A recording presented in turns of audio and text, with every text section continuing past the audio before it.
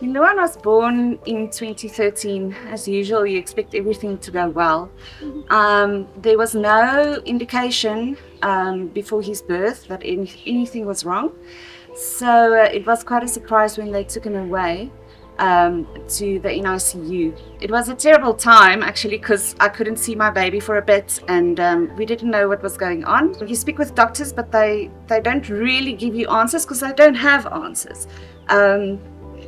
So we had to wait a long time. Luan was born 19th of July 2013. By that November only did we get a diagnosis of what's going on with him, and it was an unclear path.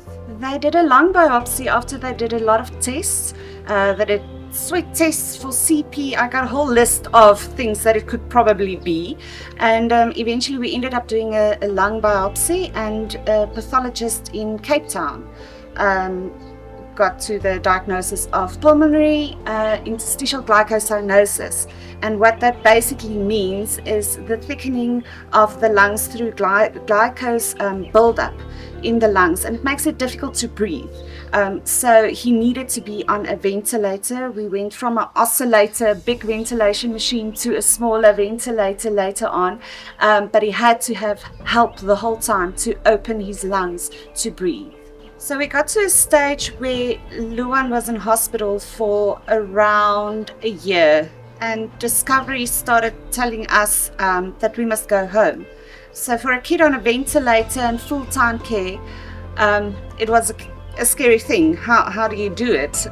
He had ups and downs. He had times when we had to resuscitate, and some of those times I was actually in hospital with him. So now you're thinking you have to go home. What if it happens? So we started a process, and we had big fights with doctors and everyone. And eventually, by 495 days, it was time to go home. But it was a long process to get there. We got some help to make the final decision. So we met up with Caressa and his team, which stepped in through Discovery. Before that, we didn't want to go home. I can't handle it. My family can't handle it. So how is it going to work? We fought with the doctors, with Discovery, with everyone, with doctors in my family. I got a lot of input.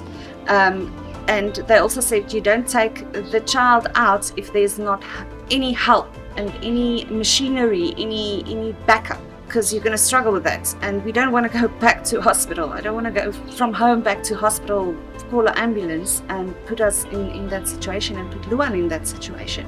So we all sat together. I had input from my family. And at the end, when Caressa and his team stepped in, it started to make sense. We tested ventilators throughout the last bit of his stay, and I could see that it is possible to take a child home on a small ventilator.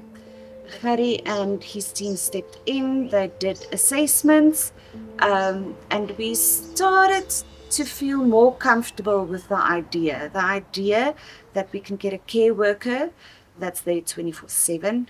The idea that we have support if needed. A medic can come directly to my home, know what's going on, know the history of my child, and assist. So I think that smoothed it out a little bit. Also, it was a year and a half. We were tired of hospitals, and Luan had to get home. He's got family that hasn't seen him. So we needed to get back into a normal groove, and we wanted to show him outside. Since then, he has been there just once. He had one trip outside. He hasn't seen anything outside of hospital.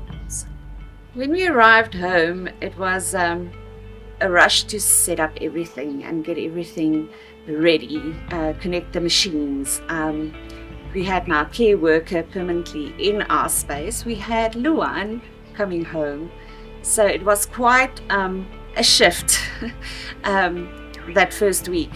But I remember that first evening we put Luan into his pram with his machine, and we all sat in the TV room and watched TV. After a year and a half, we pushed him outside on the stoep.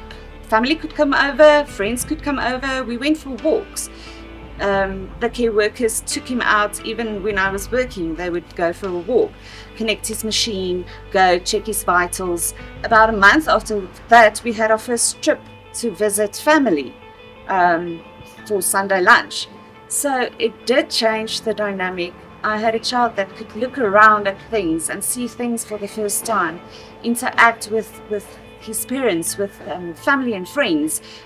We could go places, even if it's just for short bits, we could go places and do stuff. So it was, it made a big difference to go home.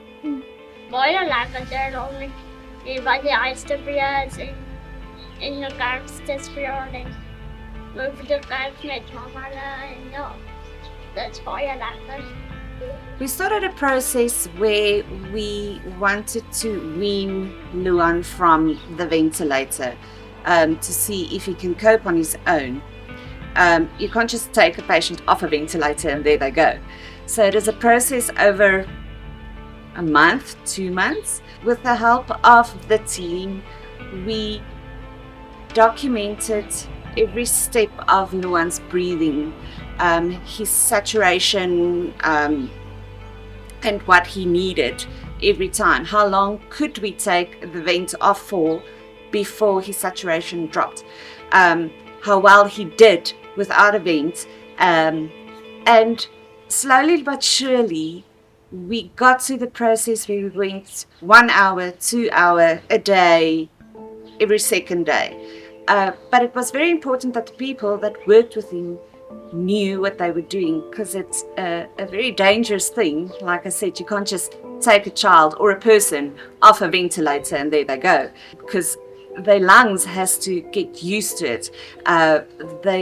The whole body has to get used to it. So with the help of a qualified team that were trained to do such things, to take it from full-on ventilation down to where the child can have a normal day without a vent, where Luan could eventually go to a creche and be there the whole day without his vent, only be on the vent for the night, and eventually go off the vent completely. So Luan is now in grade 5, he's 12 years old, and he goes to school every day without a vent. He was decannulated in the beginning of 2020. We always remember that, the beginning of the year of COVID, so that was quite stressful that year to keep him safe as well, but we had teams to help us with that. And he goes to school, only sleeps now with a CPAP machine at night, but furthermore he's fine. And I think it was because of a gradual process we started when he was younger, and we did it the right way. Ja, ik was baie blij, ik was nog alive. Ja, dat is baie lekker sonder die machine.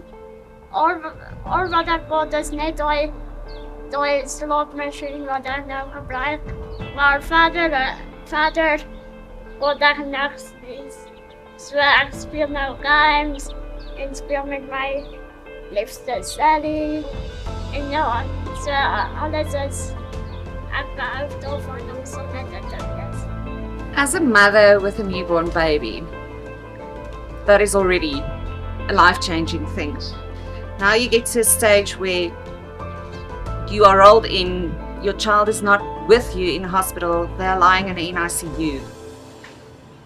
You don't know what's going on, you go through all the emotions of being a new mother as well, and you do all these long hospital stays throughout your child's time in the hospital.